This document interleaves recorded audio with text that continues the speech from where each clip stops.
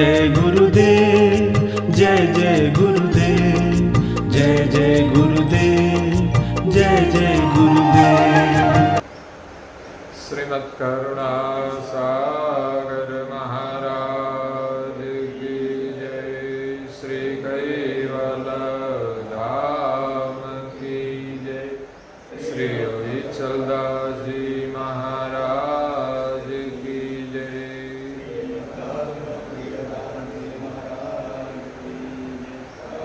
सत केवल साहेब, सत्केवल साहेब, सत्केवल साहेब। परम गुरु श्रीमद् करुणा सागर महाराज श्री रचित पंचम स्वसम वेद यानी पंचम सूक्ष्म वेद निजपति परम प्रभाव स्कंद चौथा और चौपाई नंबर है 35।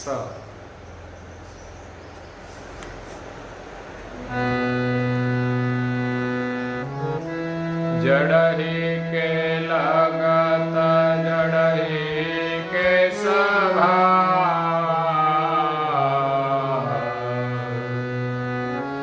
जो अजसंग गति सियादुरा। आप अव्यक्त व्यक्त वशबद्धो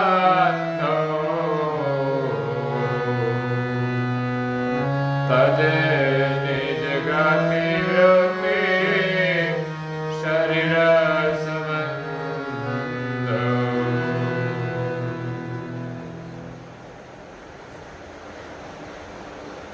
प्राय भक्तजनों,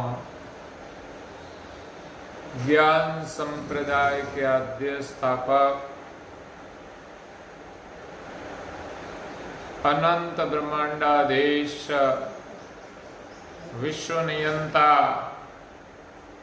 सकर्ता सत कैवल के परम विशेष अंश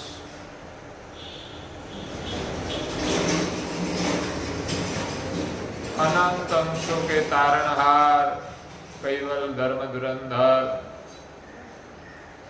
सर्वज्ञ दिव्य परम गुरु श्रीमद् करुणा सागर जी महाराज विश्व भर के मनुष्य तनुधारी चैतन्य जीवात्माओं को सकर्ता सत कैवल का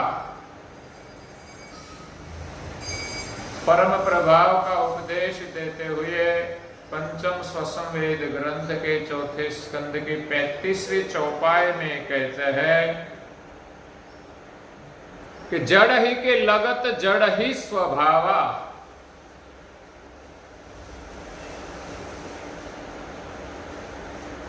जो अजासंग गति सिंह दुरावा।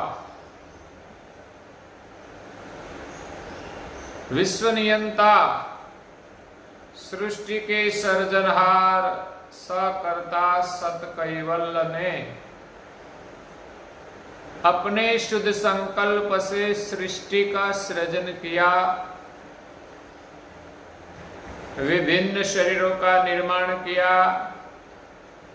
इस शरीर को चैतन्य करने के लिए अपनी अंतर्वृत्ति का, अपनी सजाति का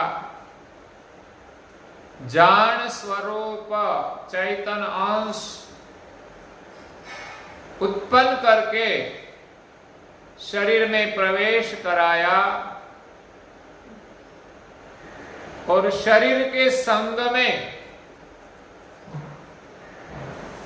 धीरे धीरे अंश की वृत्ति इंद्रियों के स्वाद में रसमय हो गई। तब अंश अपने स्वरूप को भूल गए और शरीर के प्रभाव में प्रकृति के स्वभाव में आकर निज लक्ष्य को छोड़कर जड़ शरीर का जो अहम है वो धारण कर दिया। मैं किस वर्ण का हूं, मैं पुरुष हूं, मैं स्त्री हूं। तो परम गुरु जी कहते हैं कि जड़ ही के लगत जड़ ही स्वभावा। अंश चैतन है और शरीर जड़ है। दोनों के बीच में प्राण समचेतन है। अंश की दृष्टि से प्राण चेतन होता है और प्राण शरीर में व्यापक होकर पूरे शरीर को चेतन करता है। तो शरीर चलता है अंश की जान से। शरीर में 10 इंद्रियां है। तो आंख देखने का काम करती है, कान सुनने का काम करते हैं, नासिका गंध ग्रहण करते हैं, जीवा रस का अनुभव करते हैं, हमारी चमड़ी उस स्पर्श का अनुभव करते हैं, और कर्म इंद्रिया अपना काम करती है। हाथ लेने देने का काम करता है, पैर चलने का काम करता है, मुख उच्चार करने का काम करता है, उपस्थ से जल का उत्सर्ग और प्रजोत्पत्ति की क्रिया होती है, और गुदा से जो आहार किया है उनका मल का विसर्जन होता है। तो इस इंद्रियों अपने विषय के अनुरूप विलोकन करती है। इस विषय के रस में अंश अपने को भूलकर विषय रूप हो गया। बहुत ज्यादा वक्त अंश इसी प्रकार के व्यवहार में आनंद करने लगा, तब खुद का पता नहीं रहा। जैसे कोई उच्च वर्ण का इंसान हल्के वर्ण के व्यक्ति का संग करता है, तो उनका संग का दोष धीरे धीरे उच्च वर्ण के व्यक्ति को लगता है।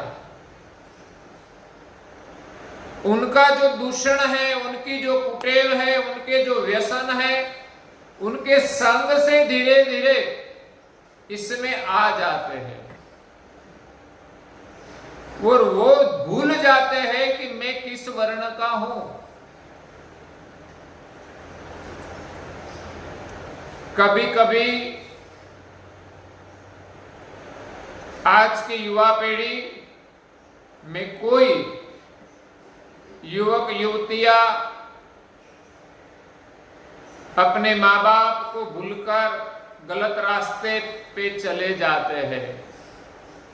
जब गलत कार्य करते हैं तब भूल जाते हैं कि मैं किस वर्ण का हूं, मेरा परिवार का क्या संस्कार है, मेरा माँ बाप कौन है, सब भूल जाते हैं और अपनी इज्जत को मिटा देते हैं। इसी प्रकार अंश सोचता नहीं है कि मैं किनकी सजाति का हूं, और इस शरीर में आकर मैं इस विषयों के रस में कैसा प्रपंच कर रहा हूं। ऐसे तो सब विषय, शरीर, सब कुछ सर्जनहार ने अंश के लिए ही बनाया है। तो नियम और संयम में रहकर अंश इस शरीर में रहे और आनंद करे तो कोई दुख नहीं है। लेकिन इंद्रियों के स्वाद के लिए वो कितना प्रपंच करता है, खुद का भी विचार नहीं करते कि मेरा क्या होगा। और इंद्रियों के रस में पूर्ण सुख नहीं है, इसलिए संग दोष का परिणाम आता है। इसलिए हमेशा महापुरुष कहते हैं कुसंग से बचो कुसंग से सावधान रहो और हमेशा सत्संग में रहो। गांव गांव में मंदिरों का निर्माण क्यों हुआ है? ऐसा नहीं कि भगवान मंदिर में बैठा है। भगवान मंदिर में है, फिर भी मंदिर में चोरियां होती है।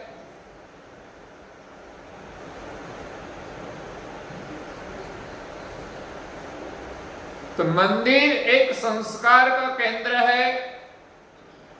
जहां अपने इष्ट की स्थापना की है, वहां नियमित पूजा पाठ होते हैं, एक पवित्र भावना होती है, वहां पवित्र वचनों का पाठ किया जाता है।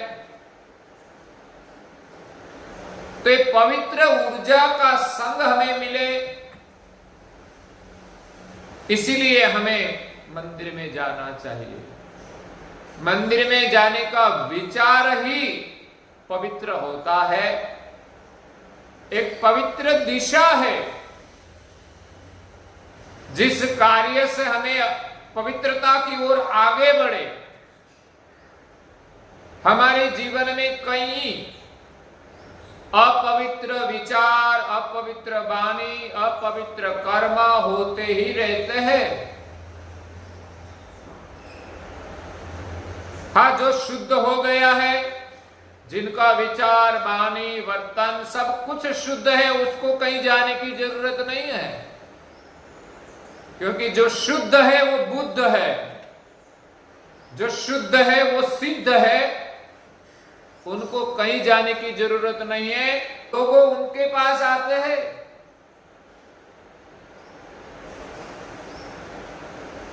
तो यहां परम गुरु जी कहते हैं कि जड़ शरीर और चैतन अंश दोनों का संग हुआ तो अंश अपना चैतन स्वभाव भूल गया। अंश शरीर को चैतन करता है, लेकिन चैतन भावना जो है वो भूल गया। और शरीर का जो स्वभाव है, प्रकृति का, तत्वों का, वो जो शरीर चेतन होकर वर्तमान करता है, इसके प्रभाव में अंश आ गया है।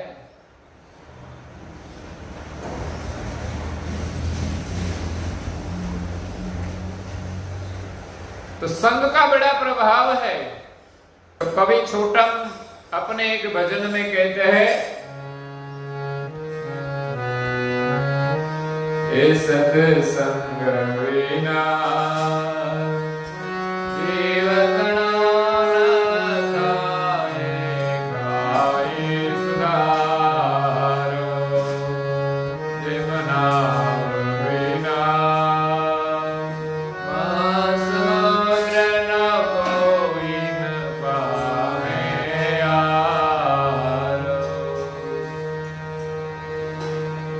सत्संग बिना किसी जीव का उद्धार होने वाला नहीं है। सत्संग भवसागर तैरने के लिए नाव समान है। जल जिम शरद ऋतु देवी जनो हरण करे देवी सत्संगति देवी सत्संग विना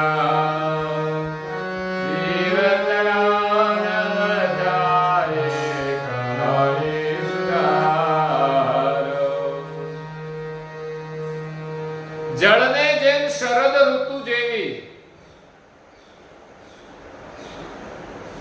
सत्संगति छे नरने एवी। शरद ऋतु का जो जल है,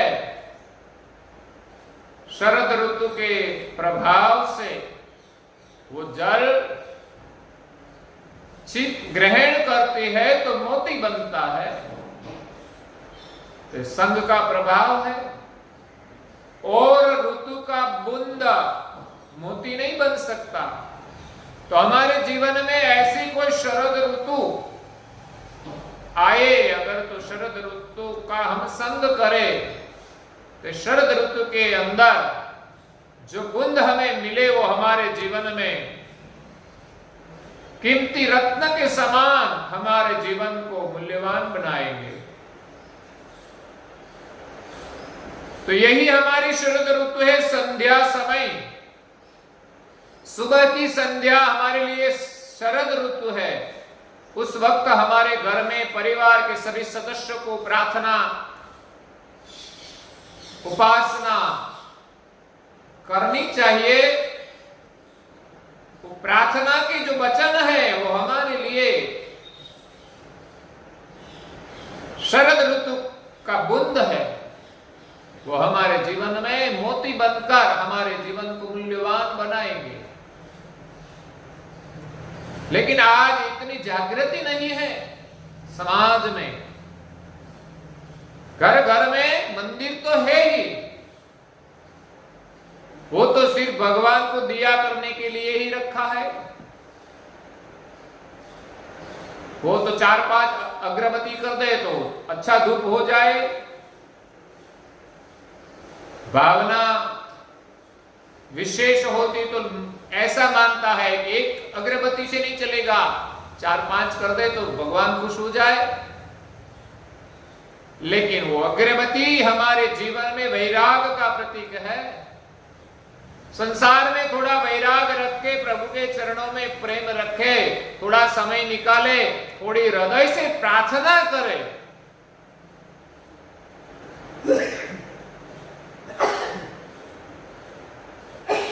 तो ये सत्संग का प्रभाव है। और एक चौपाई में कहते हैं,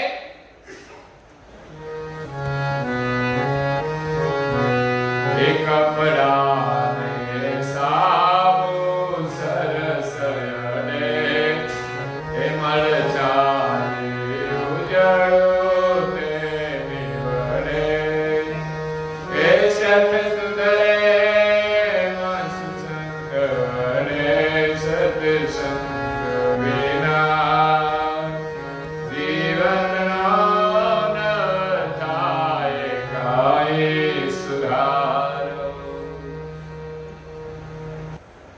गंदे कपड़े को स्वच्छ करने के लिए साबुन लगाना पड़ता है। तो सत्संग एक साबुन का काम करता है। जब हमारा मन मेला हो जाए तब सत्संग रूपी साबुन लगाकर उनको स्वच्छ करना चाहिए। जैसे कपड़ा साबुन से स्वच्छ हो जाता है, उसी प्रकार हमारा मन, हमारे विचार, हमारी वाणी सत्संग से पवित्र हो जाती है। और आगे की चौपाई यही कहती है, जनो को मल मन को मलवाणी, सत्संग करे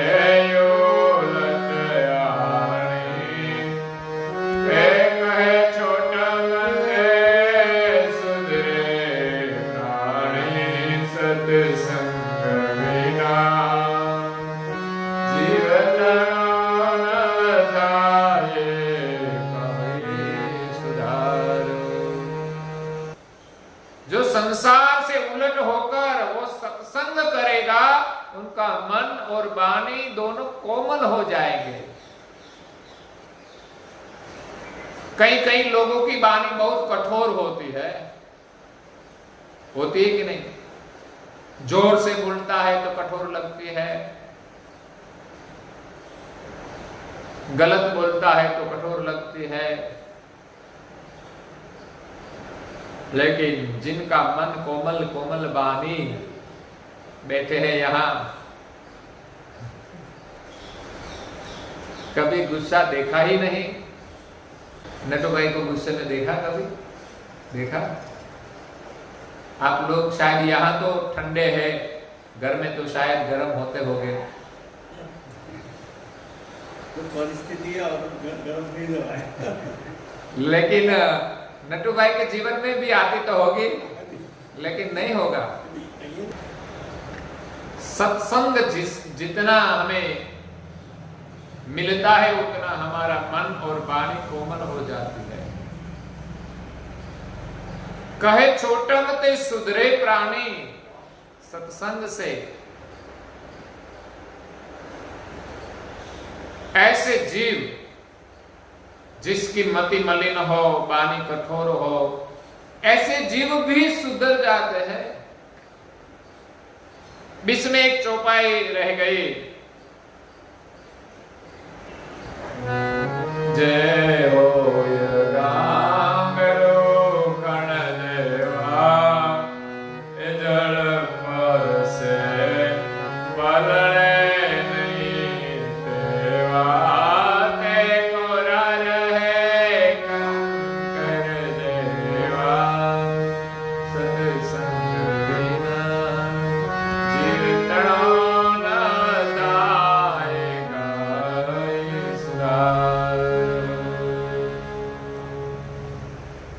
जे होय गांगड़ू कण जेवा, जो अनाज में अंकुरित जो अनाज आते हैं, कठोल कहते हैं, उसको हम पानी में भिगोते हैं तो वो नरम हो जाते हैं, अंकुरित हो जाते हैं। लेकिन कई बीजक ऐसे होते हैं जो पानी में भिगोने के बाद भी नरम नहीं होते और अंकुरित भी नहीं होते। कई लोगों को पानी रूप सत्संग दिया जाता है लेकिन वो अंकुरित नहीं होते, क्योंकि वो जो इस अंकुरित बीज में ऐसे कठिन होते हैं कि जो पानी के संग से भी नहीं भिगोते और अंकुरित नहीं होते। ऐसे कई जीव होते हैं जो सत्संग में आकर भी परिवर्तन नहीं हो पाता। बाकी तो छोटम जी कहते हैं कि कोई भी हो सत्संग में आए तो वो सुधर जाते हैं। तो यहां परम गुरु जी कहते हैं, जड़ ही के लगत जड़ ही स्वभावा, जड़ शरीर का संग करने से अंश का स्वभाव जड़ हो गया है। इसमें कई प्रकार की जड़ताएं आ गई है। जितना शरीर को प्रेम करते हैं उतनी ही जड़ता रहेगी। जड़ शरीर की ममता छूटेगी, जड़ चीजों की ममता छूटेगी तो आपको शायद गुस्सा करना नहीं पड़ेगा। जो कुछ नुकसान हुआ तो किसका हुआ, वो सब नुकसान होने वाला ही है, लेकिन गुस्सा करके तो हम ज्यादा नुकसान शायद करते होंगे।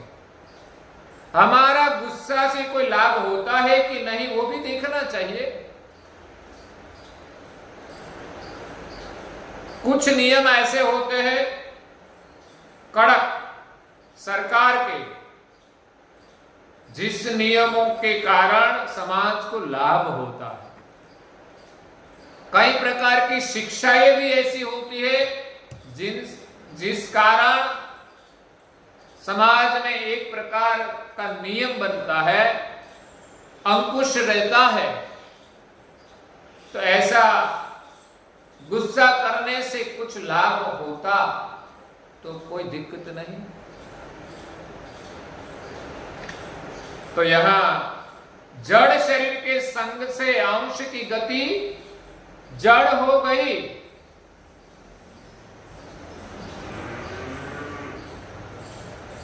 जैसे अजासंग गति सिंह दुरावा। अजा यानी गुजराती में कहते हैं बकरी। तो बकरी के संग में सिंह का बाल रहता है। बड़ा सिंह तो नहीं रहता, लेकिन बाल सिंह कहीं सिंह के संग से बिखर गया और कहीं अजा के झुंड में आ गया। तो वो अजा के साथ घूमने लगा।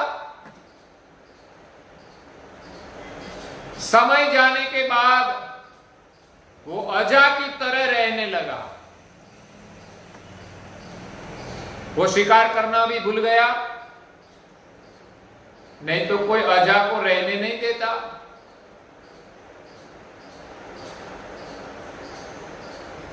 लेकिन एक बार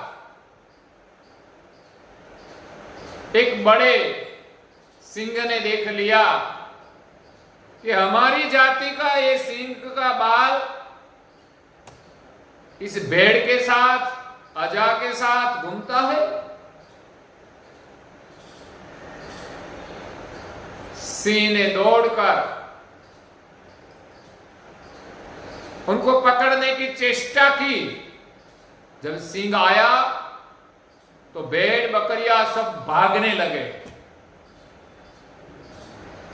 तो वो भागने लगे तो उनके साथ वो सिंह बाल भी भागने लगे। उसको तो बकरियों को पकड़ने का नहीं था, उसको तो सिंह बाल को पकड़ने का था कि हमारी जाति का वो इसके साथ क्या करता है। तो सिंह ने दौड़कर सिंह बाल को पकड़ लिया।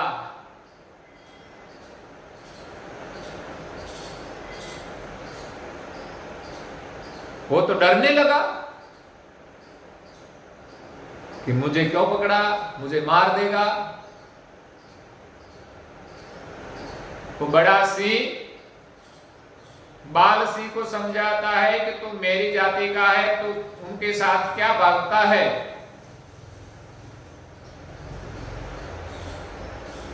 लेकिन बाल की समझ में नहीं आता, वो कैसे विश्वास करे कि मैं आप जैसा हूं, क्योंकि कई दिनों से वो तो अजा के संग रहता था, उनके साथ प्रेम हो गया था। आजकल हमारी हालत भी ऐसी है, हम भी इस शरीर रूप अजा के संग में शरीर के जो तत्व है वो अजा जैसे है, बकरिया है। उनके संग में रहकर हम उनके साथ उनके जैसे हो गए हैं। लेकिन कोई ज्ञानी महापुरुष जागृत होकर ऐसे सिंह बाल को पकड़कर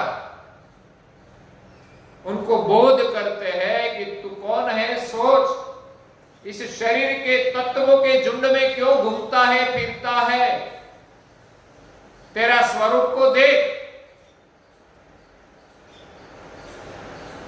सिंह बाल को वो बड़े सिंह एक तालाब के पास ले गए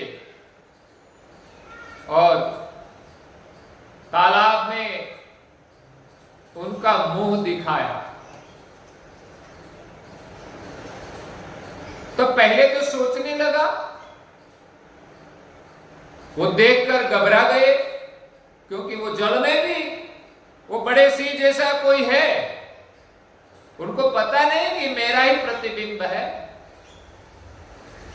लेकिन जो बड़ा सिंह ने अपना स्वरूप जब तालाब में दिखाया कि मेरा रूप है और ये तेरा रूप है,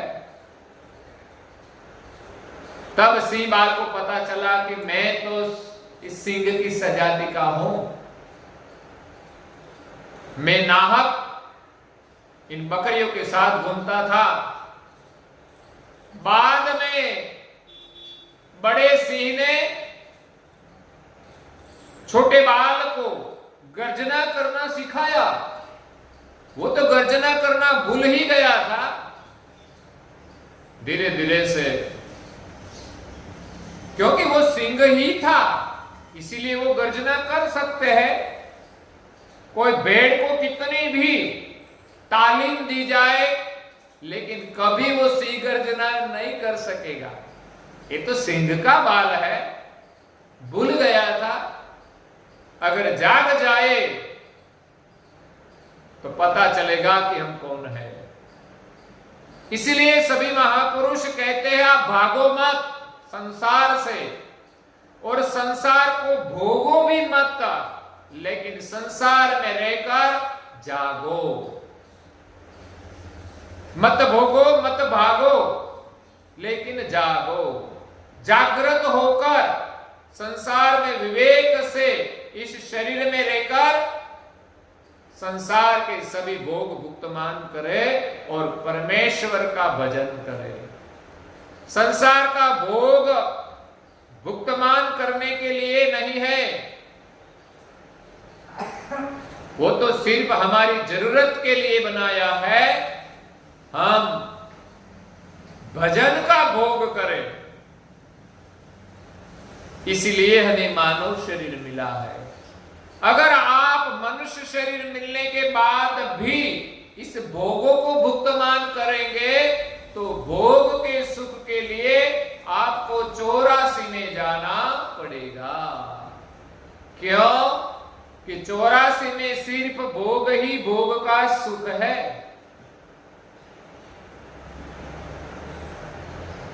भगवान के भजन का भोग करना है तो मनुष्य शरीर मिला है, इसी के अलावा और कहीं तुम्हें ये भोग नहीं मिलेगा। ये तो बढ़िया मिष्टान है, क्यों गंदगी में घूमता है। मनुष्य जन्म में पाने योग्य यही बड़ा भोजन है। आजकल लोग खाने की चीज छोड़कर कचरा खाते हैं। खाते हैं कि नहीं? अखाद्य चीज खाते हैं जो मनुष्य के लिए नहीं है। शराब का सेवन, आज ड्रग्स के कारण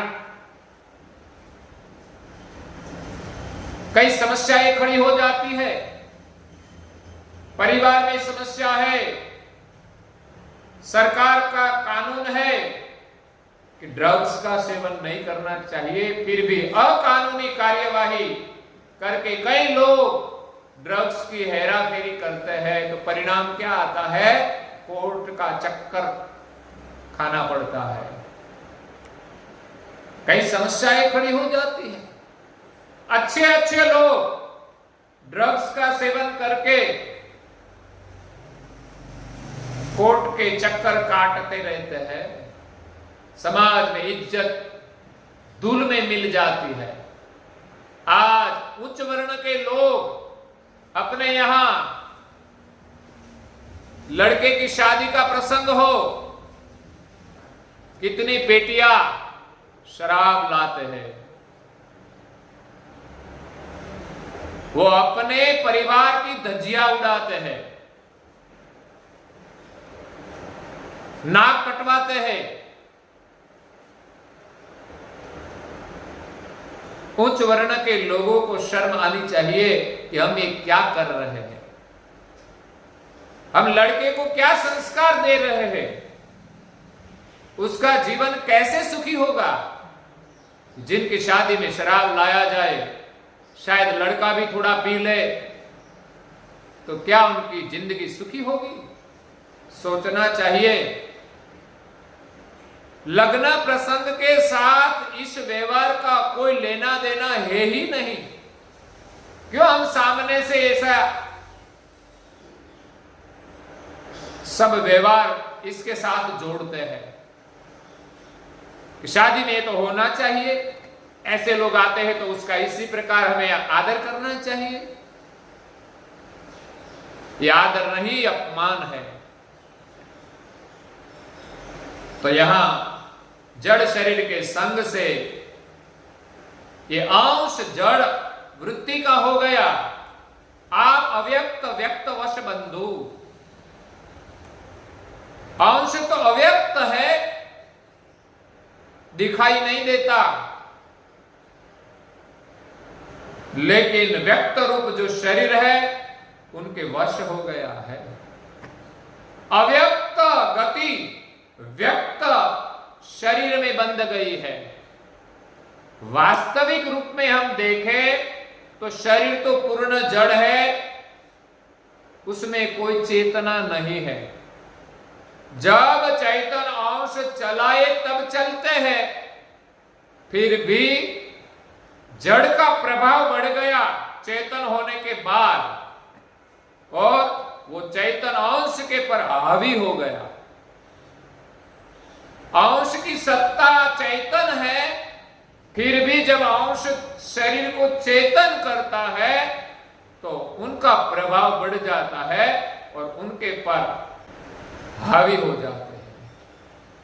तो इस परिस्थिति खड़ी होने के कारण अंश इस शरीर के अधीन होकर दुखी हो गया है। तजे निज वृत्ति गति शरीर संबंधो, निज वृत्ति को भूलकर वो शरीर के संबंध में उनके वश हो गया है, शरीर के बंधन में आ गया है। तो हमें जागने की जरूरत है कि हम शरीर नहीं है, हम सर्जनहार का चैतन अंश है। निरंतर उनका सुमिरन करें, उनका अभ्यास करें। नाहक की बातों को छोड़कर हम सर्जनहार का चिंतन करें। आगे परम गुरु जी इस विषय का विशेष वर्णन करते हैं जो हम कल सुनेंगे, और आज के प्रवचन को यहाँ विराम देते हैं। श्रीमद् करुणा सागर महाराज की, कैवल धाम की जय। श्री अभिचरदास जी महाराज की जय।